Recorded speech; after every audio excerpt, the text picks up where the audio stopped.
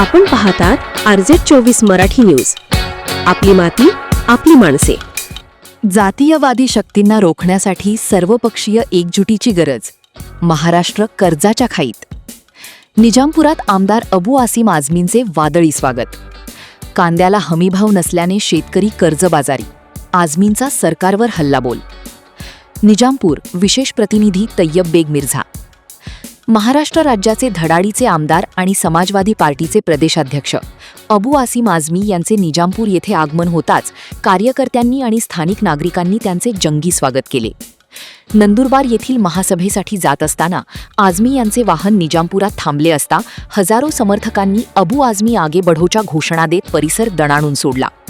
यावेळी RZ24 मराठी न्यूजशी खास बातचीत करताना आमदार अबू आझमी यांनी राज्यातील सद्य राजकीय आणि आर्थिक परिस्थितीवर कडक शब्दांत प्रहार केला.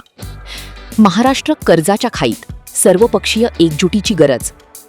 राज्याच्या आर्थिक स्थितीवर चिंता व्यक्त करताना आझमी म्हणाले, आज महाराष्ट्र राज्यावर कर्जाचा डोंगर सातत्याने वाढत चालला आहे. ही अत्यंत गंभीर बाब असून राज्याला या संकटातून बाहेर काढण्यासाठी सर्व राजकीय पक्षांनी हेवेदावे बाजूला ठेवून एकत्र येण्याची गरज आहे. जातीयवादी शक्तींचा बिमोड करा. समाजात वाढत्या तेढीबद्दल बोलताना त्यांनी थेट इशारा दिला की काही शक्ती राजकीय फायद्यासाठी समाजात जातीवादाचे विष कालवून सामाजिक सलोखा बिघडवण्याचा प्रयत्न करत आहेत. अशा जातीयवादी शक्तींना रोखण्यासाठी जनतेने आणि सुजाण नागरिकांनी एकत्र येऊन लढा दिला पाहिजे. कांदा उत्पादक शेतकरी देशोधडीला. शेतकऱ्यांच्या ज्वलंत प्रश्नाला हात घालत त्यांनी सरकारवर निशाणा साधला. आज कांद्याला योग्य हमीभाव मिळत नसल्यामुळे राज्यातील शेतकरी हवालदिल झाला आहे. उत्पादन खर्चही निघत नसल्याने बळीराजा कर्जाच्या छायेत पूर्णपणे दबला गेला आहे, अशी खंत त्यांनी व्यक्त केली. स्थानिक नागरिकांच्या प्रश्नांची घेतली दखल. या संक्षिप्त दौऱ्यात आझमी यांनी केवळ स्वागत स्वीकारले नाही, तर स्थानिक नागरिक, समाज बांधव आणि पक्षाच्या पदाधिकाऱ्यांशी चर्चा करून निजामपूर परिसरातील विकास कामे, शिक्षण, वाढती बेरोजगारी आणि इतर स्थानिक समस्या जाणून घेतल्या. जनतेच्या प्रत्येक सुखदुःखात आणि प्रश्नांसाठी आपण सदैव तत्पर राहू, अशी ग्वाही त्यांनी दिली. दिग्गजांची मोठी उपस्थिती.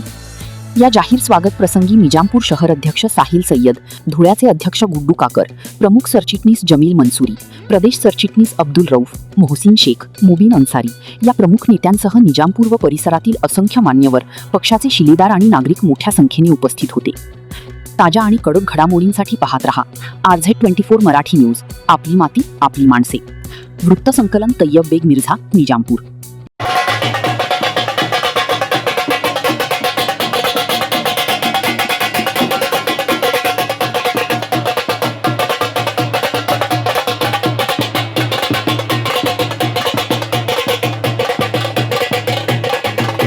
परंतु मैं समझता हूँ कि मैं तमाम दबे खुशियों का MLA हूँ.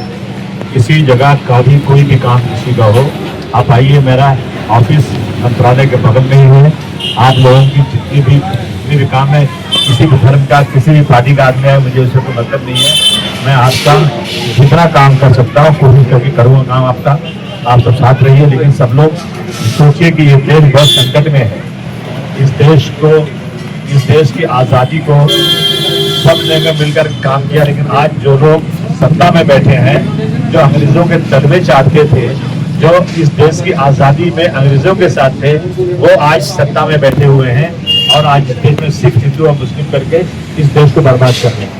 आइए हम सब तय करें कि हिंदू हो या मुस्लिम हो, सिख हो या ईसाई हो, मंदिर में घंटी भी बजे, मस्जिद में अजान भी हो, और हम सब मिलकर के इस देश के आखिरी आदमी के चेहरे पर कैसे मुस्कान आए, कैसे किसी को दो रोटी मिले, कैसे किसी को रोजगार मिले, इसके लिए समाजवादी पार्टी पूरी कोशिश करती है.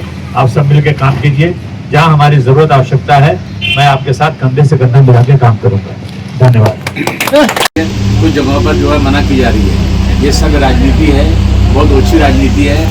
देश बहुत ही संकट में गुजर रहा है. देश पे कर्ज का बोझ बढ़ता जा रहा है और हमारे तमाम पड़ोसी मुल्कों से हमारे ताल्लुकात खराब होते जा रहे हैं. परंतु जो है ये सिर्फ मुस्लिम हिंदू